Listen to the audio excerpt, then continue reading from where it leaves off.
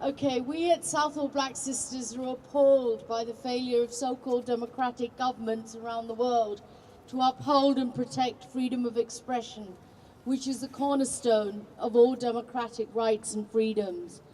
Freedom of expression is not only important for individual dignity, but also to participation, accountability, and democracy. It touches on a range of other rights, including the right to freedom of expression and opinions, the right to seek, receive, and impart information and ideas, the right to have access to information held by public authorities. These rights can only be restricted in certain circumstances: to protect the reputations and rights of others, or to protect national security, public order, public health, or morals. Yet these rights are being flouted by governments around the world on the spurious grounds of national security, and even more spurious ground of not causing religious offense. Governments have been eager to appease the religious right, which is often behind many of the demands for censorship. And the religious right is in the ascendancy everywhere, especially in minority communities. Without any sense of irony, the religious right in all religions use the democratic and tolerant spaces that have been created following long and painful struggle to close down these very spaces by fostering intolerance, hatred, fear, inequality, misogyny, and undemocratic systems of governance. Southall Black Sisters first felt the need to defend this important right when Salman Rushdie was issued with a fatwa by the Ayatollah Khomeini in 1989. We protested against the fatwa in support of Salman Rushdie with the slogans, "Fear is your weapon, but courage is ours."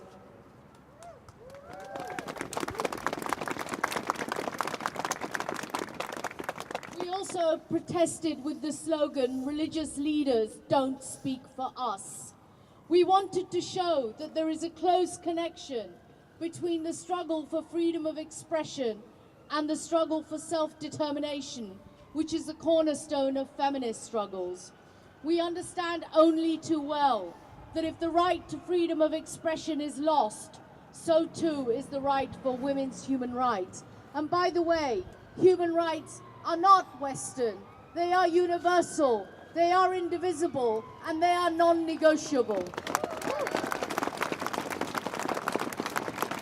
To our dismay, some 20 years later, since the fatwa on Rushdie, the climate of intolerance around the world has increased, and it's growing.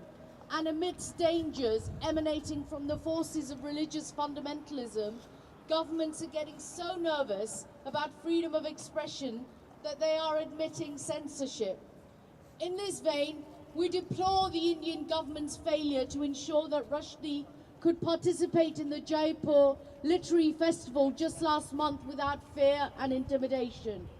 And in the UK, the government is to blame for raising expectations amongst religious groups by wrongly leading them to believe that offence to their feelings is a justification for censorship, and that an offence to their feelings is anti-racism.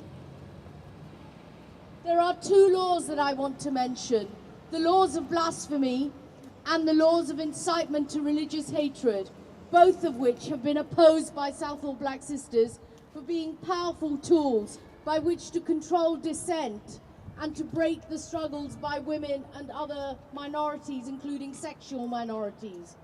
As a feminist organization, we have fought against considerable odds to ensure that women's human rights and those of other marginalized groups and minorities around the world are universally accepted and addressed as such, especially in the face of violence and persecution by the state and by non-state actors, including all religious right-wing forces who masquerade as anti-imperialist, development, human rights and anti-racist movements.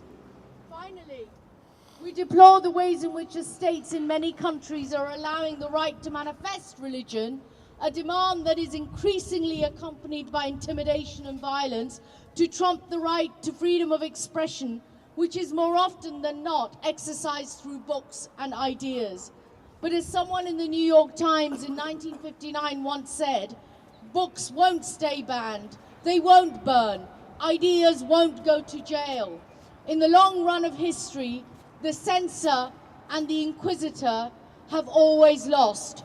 The only weapon against bad ideas is better ideas. To this, I would add, the only weapon against fear is courage. We must stand up for all those struggling for the right to freedom of expression, and in doing so, stand up for all those struggling for their human rights in the face of regressive religious regimes or authoritarian regimes of power. Thank you.